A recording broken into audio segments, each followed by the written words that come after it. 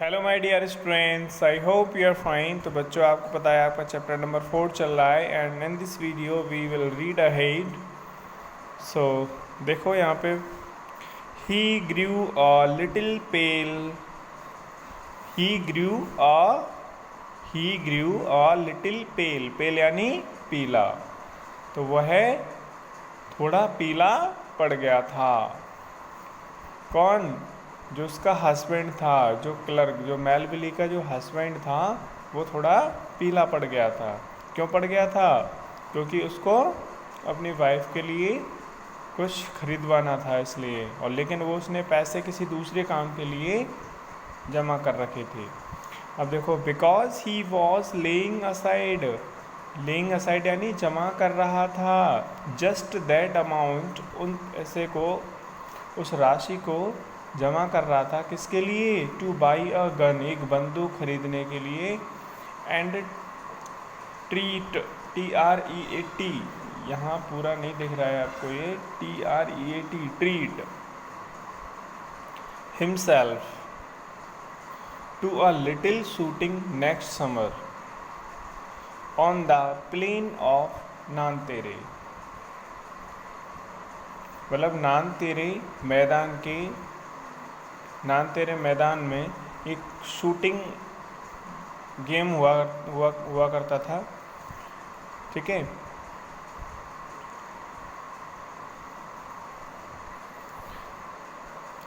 फिर से पढ़ते हैं ये line. And treat himself to a little shooting next summer on the plain of Nanterre. Nanterre के मैदानों में अगली गर्मियों में नेक्स्ट समर एक शूटिंग गेम हुआ करता था। उसमें वो पार्टिसिपेट करना चाहता था और उसके लिए वो पैसे जमा कर रहा था।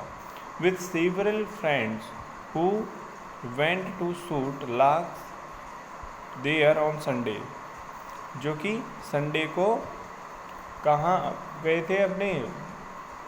With several friends who went to the shoot larks, ये प्लेस का नाम है जहाँ पे शूटिंग कंपटीशन होता था। They are on a Sunday, Sunday के दिन अपने दोस्तों के साथ वहाँ पे वो जाना चाहता था, जिसके लिए वो पैसे अरेंज कर रहा था। बट ही सेड, लेकिन उसने कहा, वेरी वेल, ठीक है, बहुत अच्छा, I will give you 400 Franks, तो मैं आपको 400 फ्रैंक्स दे दूँगा। The day of the ball Drew near, मतलब उस ओकेशन का कोई ओकेशन होता था। ठीक है। तो वो गेंद वाला दिन आया, जो फंक्शन होने वाला था, नियर, नज़दीक आ गया। And madam laurel seemed sad, तो उसकी जो वाइफ थी, क्लर्क की जो वाइफ थी, मैडम लॉरेल, मेलविली भी नाम था उसका, और मैडम लॉरेल भी था। मैं तो मैडम लॉरेल सीम्ड सैड, वो दुखी दिख रही थी। एंड एनेक्सियस, और कैसी दिख रही थी? चिंतित दिख रही थी, परेशान दिख रही थी। Her husband said to her, तो उसके हस्बैंड ने उससे कहा, व्हाट इज़ द मैटर, मतलब क्या बात है? With you the last 3 days, पिछले 3 दिनों से आप परेशान हो, क्या बात है? एंड शी रिस्पॉन्डेड, और उसने जवाब दिया, just a minute, you might wear, देखो बच्चों यहाँ से, एंड शी रिस्पॉन्डेड, और उसने जवाब दिया, आई एम अपसेट, मैं परेशान हूँ, अपसेट हूँ। बिकॉज, क्योंकि, I don't have a jewel to adorn myself with, मतलब मुझे खुद को सजाने के लिए मेरे पास क्या नहीं है? आई डोंट हैव एनी ज्वेल, मतलब मेरे पास कोई ज्वेलरी नहीं है, कोई गहना नहीं है जिससे कि मैं खुद को सजा सकूं, और इसलिए वो परेशान थी। You might wear natural flowers, तुम्हें नेचुरल फ्लावर्स, जो फ्लावर्स होते हैं वो पहनने चाहिए। सैड हर हस्बैंड, उसके हस्बैंड ने कहा। दे आर वेरी स्टाइलिश, वो बहुत स्टाइलिश हैं। At this time of year, इस साल के इस समय में आजकल बहुत अच्छे अच्छे स्टाइल के आ रहे हैं। तुम्हें नेचुरल फ्लावर्स ट्राई करनी चाहिए, पहननी चाहिए। फॉर 10 फ्रैंक्स, और मात्र 10 फ्रैंक्स में यू कैन गेट 2 और 3 मैग्निफिकेंट रोजेस, आपको बहुत शानदार अच्छे रोजेस मिल जाएंगे, 2-3 रोज मिल जाएंगे मात्र 10 फ्रैंक्स में। शी वॉज नॉट कन्विंस्ड, लेकिन वो कन्विंस नहीं हो पाई, वो नहीं समझ पाई। उसके हस्बैंड ने उसको बताया कि आप नेचुरल फ्लावर पहन सकती हो अगर आपके पास कुछ नहीं है, समझाने की कोशिश की, लेकिन वो नहीं मानती है। नो नहीं, there is nothing more humiliating than, humiliating यानी बेइज्जत करना। तो नहीं, there is nothing more humiliating than to look poor among other women who are rich, और दूसरी औरतें जो कि अमीर हैं उनके बीच में मुझे गरीब दिखना मेरे लिए क्या होगी, बेइज्जती की बात होगी, और इससे ज़्यादा कुछ नहीं।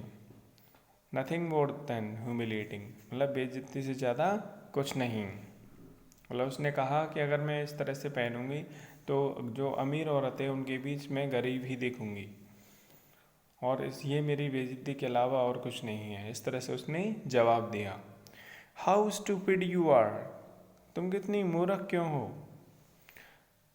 हर हस्बैंड क्राइड, उसका हस्बैंड चिल्लाया। गो जाओ एंड आस्क योर फ्रेंड, और अपनी फ्रेंड से पूछो, मैडम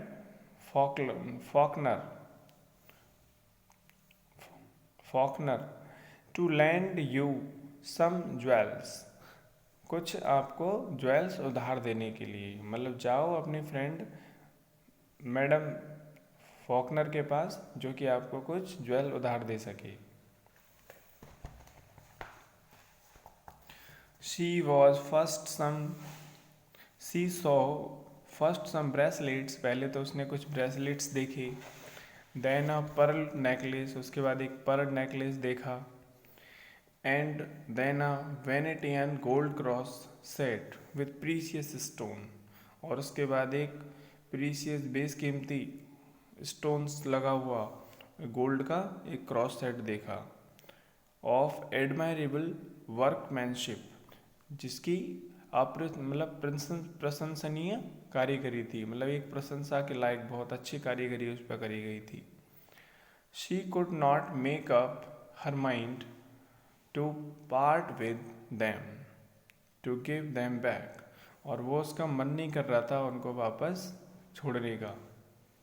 सडनली, अचानक से, सी सॉ अ सुपर्ब नेकलेस, उसने एक सुपर्ब नेकलेस, शानदार नेकलेस देखा। सेट विद डायमंड्स, जिसमें हीरे लगे हुए थे।